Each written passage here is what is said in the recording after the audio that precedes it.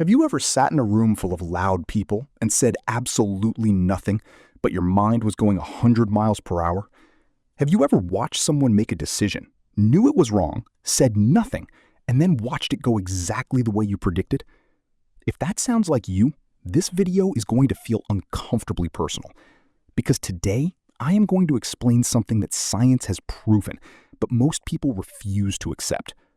Quiet people are not shy. They are not awkward. They are not antisocial. They are simply operating at a different level.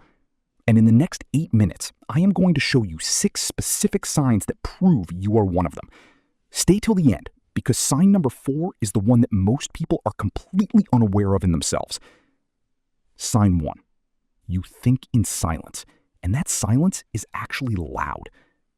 Most people talk to think, but there is a rare group of people who think before they talk, and there is a massive difference. When you are quiet in a group, people assume you have nothing to say. But what is actually happening is your brain is running through every angle, every consequence, every possibility before you open your mouth.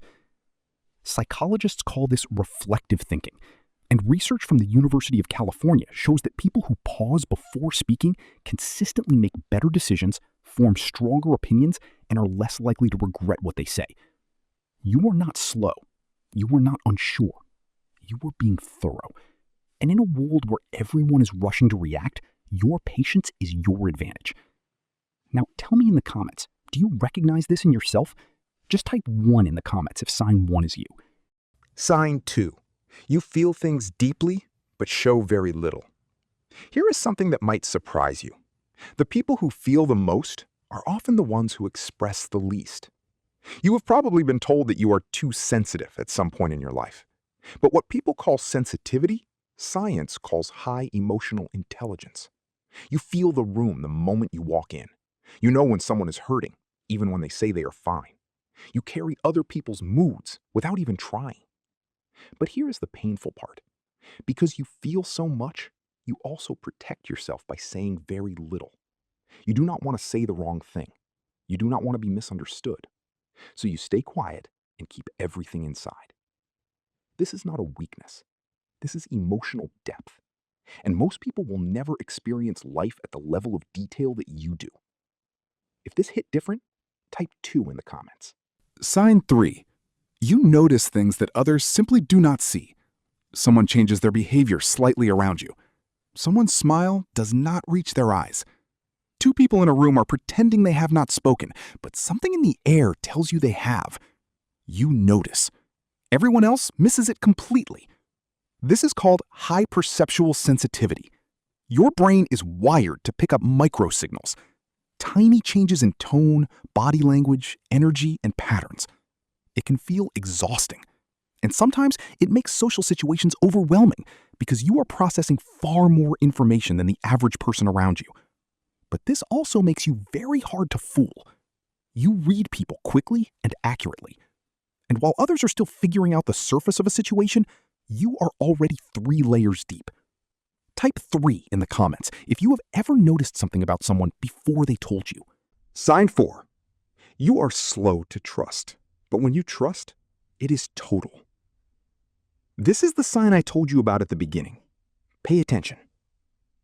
You do not give people access to you easily. You observe. You watch how someone treats the waiter. You notice if they say one thing and do another. You wait. People sometimes think you are cold, or distant, or difficult to reach. But the truth is, you have simply been hurt before by people you trusted too quickly. So now, you move carefully. You protect your inner world. But here is what is interesting.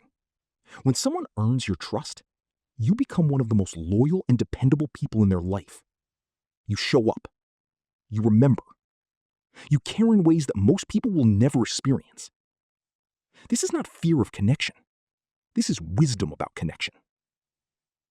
Science supports this.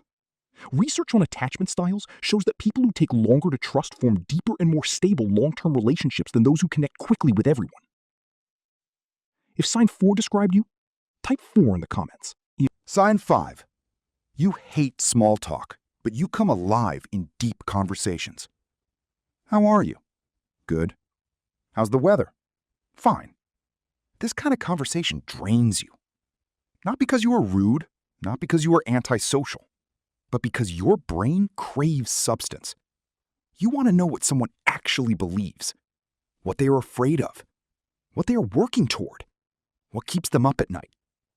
You would rather have one honest conversation at 2 in the morning with one person than spend 3 hours at a party talking about nothing.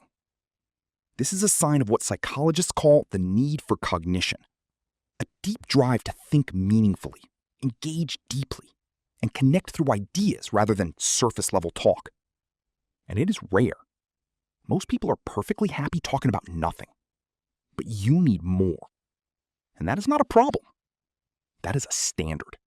Sign 6. You feel most like yourself when you are creating something. Writing, drawing, building, cooking, coding, designing, music, even rearranging a room. There is something about creating that makes you feel alive in a way that nothing else does. When you are fully absorbed and time disappears, that is the real you. Not the version of you that is polite at family dinners. Not the version of you that says, I am fine, when you are not. The real you is the one who gets lost in making things. Psychology has a name for this state. Mihaly Csikszentmihalyi called it flow. And research shows that people who experience flow regularly have higher levels of purpose, lower anxiety, and a stronger sense of identity. The fact that you seek this and need this is not a quirk. It is a signal. You are wired for depth, for meaning, and for something beyond routine. Type 6 in the comments and tell me, what do you create? Now, before I tell you what all of this actually means about your brain, I want to say something important. These signs are not about being better than other people. They are about understanding yourself. Because here is the real problem. People like you often spend their whole life feeling like something is wrong with them, like they are too much and not enough at the same time. But neuroscience tells a different story.